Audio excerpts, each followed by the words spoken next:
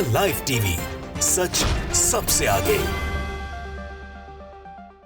बिहार की राजनीति बड़ी दिलचस्प चल रही है। जब से चुनाव की शुरुआत हुई है, प्रचार प्रसार शुरू हुआ है, अब पहले चरण का मतदान भी होने वाला है।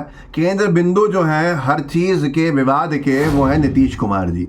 बिहार में क्या राजनेता और क्या बीजेपी के नेता, क्या महागठबंधन के नेता, क्या कार्यकर्ता और क्या बिहार की जनता, हर एक इस बात से ज़रूर कहीं ना कहीं पीड़ित है कि नीतीश कुमार जी का नाम जो है उसके इर्द गिर्द ये पीड़ा घूम रही है। बीजेपी के लोग संतुष्ट कभी नहीं रहते हैं, भले ही सरकार में रहें, क्योंकि बहुत कम सीटों के बावजूद भी ब्लैकमेलिंग से सरकार के मुख्यमंत्री नीतीश कुमार बनते हैं।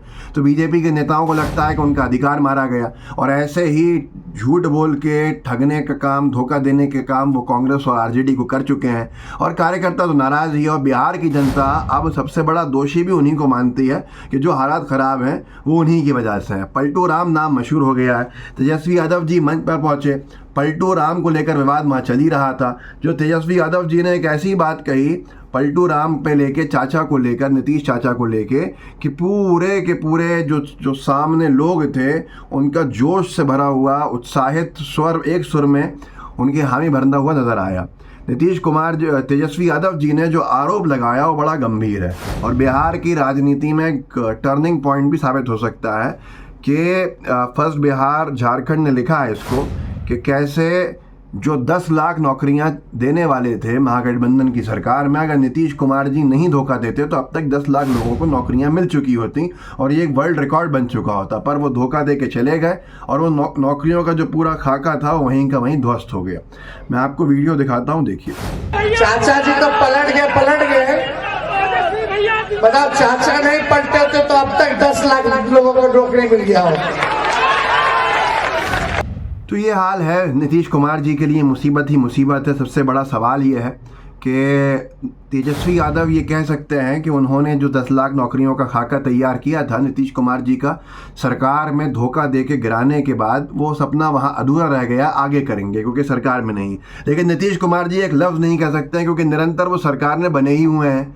अब नीतीश कुमार जी की पार्टी एक तरह से बीजेपी के लिए एक लाइबिलिटी सा बन चुकी है। मैं इसलिए कह रहा हूँ कि आरजेडी ने अपने ट्विटर हैंडल पे एनडीए के सारे नेताओं के जो बिहार से संबंध रखते हैं पुराने वीडियोस, जिसमें विचार नीतीश कुमार जी को लेकर उन्होंने आज से 3-4 महीने पहले जो बोले हैं वो दिखाए हैं, जिसको देखकर नीतीश कुमार जी भी पीड़ा में होंगे। और जो मजबूरी में बीजेपी की तरफ से और एनडीए की तरफ से नीतीश कुमार जी को अपना सबसे बड़ा नेता माने बैठे हैं, उनकी पीड़ा भी इससे साफ जाहिर हो रही है। ज़रा देखिए कि क्या विचार थे अभी कुछ दिन पहले तक एनडीए के नेताओं के, जो अब फिर से वायरल हो गया है नीतीश कुमार जी को लेकर। देखिए, नीतीश जी आप बुजुर्ग हो चुके और मानसिक रूप से आप बीमार भी चल रहे हैं। वो किसी एक ऐसी बीमारी से ग्रस्त हैं जिसका इलाज उनको कराना चाहिए।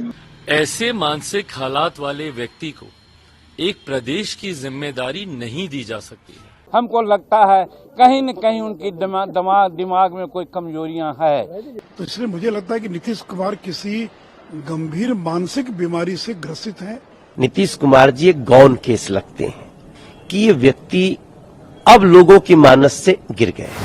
बड़ा विषय है बिहार में जहां इंडिया अलायंस की रैलीज हो रही हैं, बहुत बड़ी भीड़ आ रही है। तेजस्वी यादव जी एक तरह से यूथ आइकन वहाँ बने हुए हैं और अट्रैक्शन हर सभा में उनके दिख रहा है साफ तौर के ऊपर। तेजस्वी यादव जी ने बिहार की एक बड़ी सभा को संबोधित करते हुए ये सवाल किया कि मोदी जी ने क्या दिया। जनता आपको मालूम है क्या जवाब दे रही है? धोखा, धोखा, धोखा और धोखा, एक स्वर में धोखा, धोखा, धोखा। मैं आपको सुना देता हूँ, सुनिए।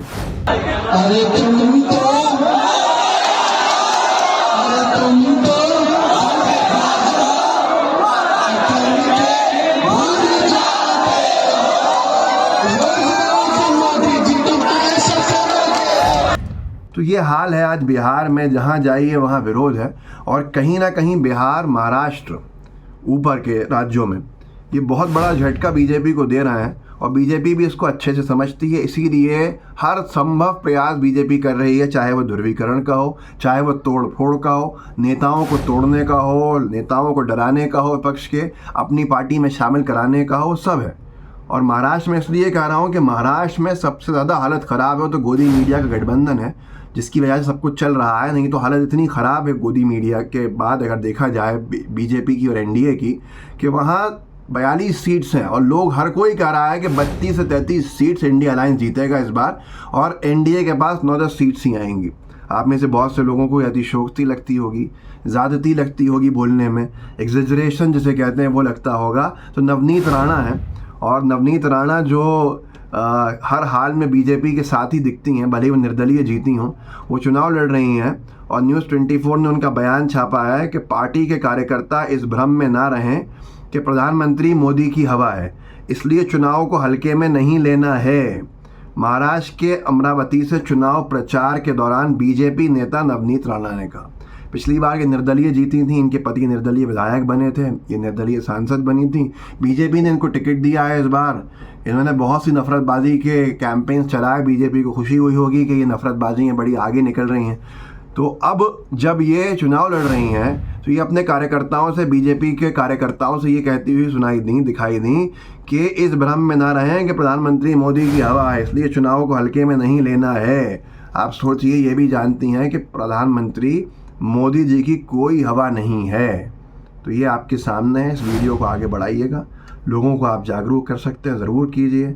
व्हाट्सएप ग्रुप्स होंगे, सोशल मीडिया के दूसरे प्लेटफॉर्म्स होंगे, उन पर ज़रूर शेयर कीजिएगा। जय हिंद, जय भारत। द लाइव टीवी, सच सबसे आगे।